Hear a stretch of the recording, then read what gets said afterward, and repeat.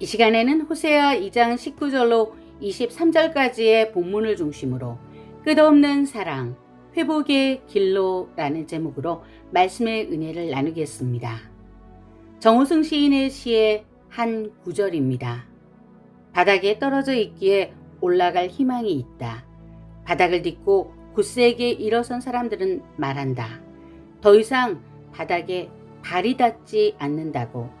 발이 닿지 않아도 그냥 바닥을 딛고 일어서서 다니라고. 바닥에 바닥까지 갔다가 돌아온 사람들은 말한다. 더 이상 바닥은 없다고. 바닥은 없기 때문에 있는 것이라고. 보이지 않기 때문에 보이는 것이라고. 그냥 딛고 일어서는 것이라고.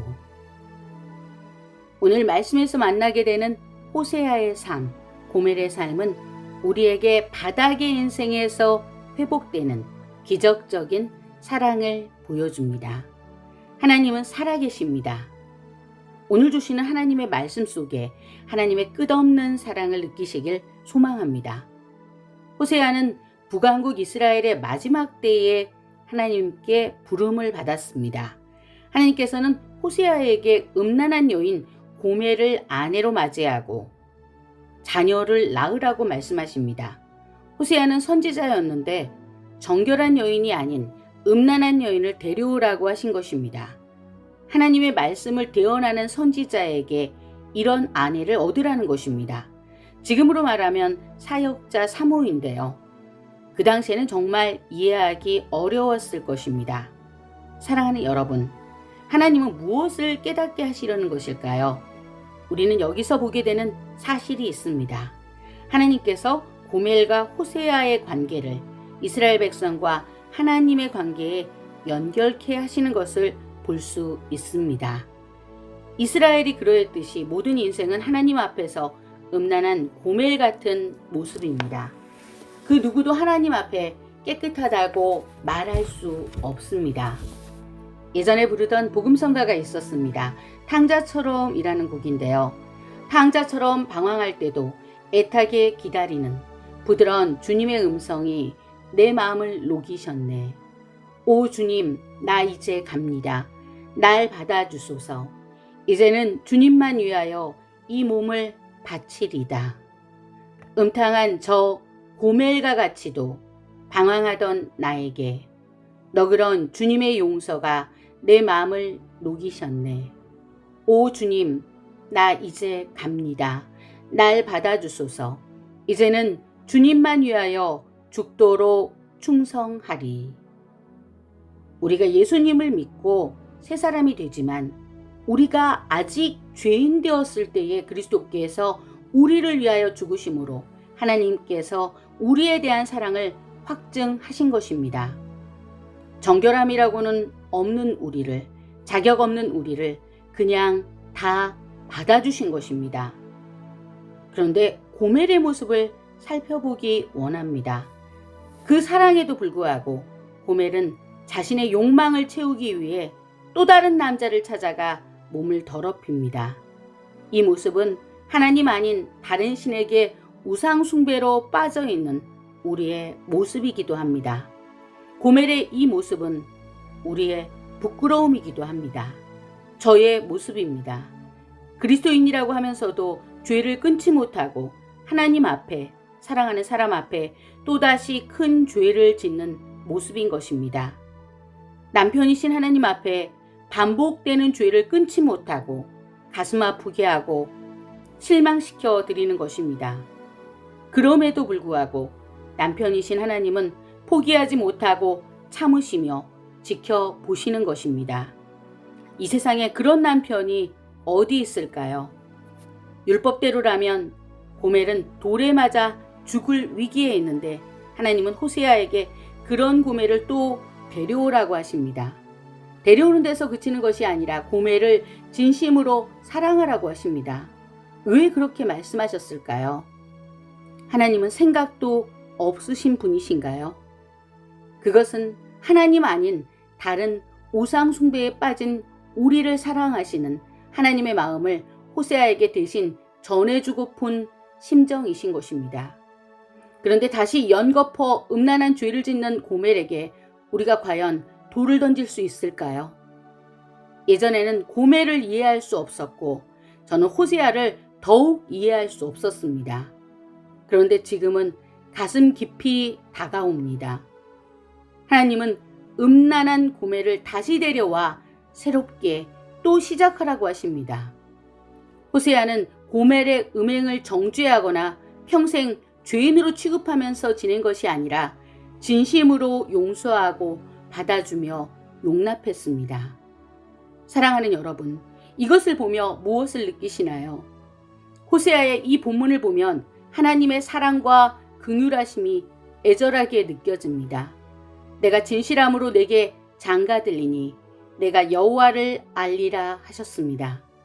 하나님께서는 변덕스럽고 낮고 낮은 인간에게 진실함으로 장가든다고 표현하신 것입니다. 너무나 거룩하고 의로우셔서 불의라고는 조금도 없으시고 불의를 용납하지 않으시는 그분께서 정결이라고는 도저히 찾아볼 수 없는 우리에게 장가든다고 하신 것입니다. 말로는 다 표현할 수 없는 긍휼과 용서를 베푸시는 사랑의 하나님이십니다. 여기에 우리의 소망이 있습니다. 비록 온갖 허물과 죄악으로 더럽혀진 인생일지라도 진심으로 회개하고 하나님께 나아가면 우리를 용서하시고 모든 상처를 끌어안고 싸매시며 안아주십니다. 호세아는 하나님의 사랑을 예표합니다. 음란한 고멜은 우리입니다. 가장 고통스럽고 충격적인 죄로 남편 호세아를 거듭 배신한 고멜에게까지 한없이 참아주시고 용서하시는 사랑입니다. 세상에 이런 사랑이 어디 있을까요?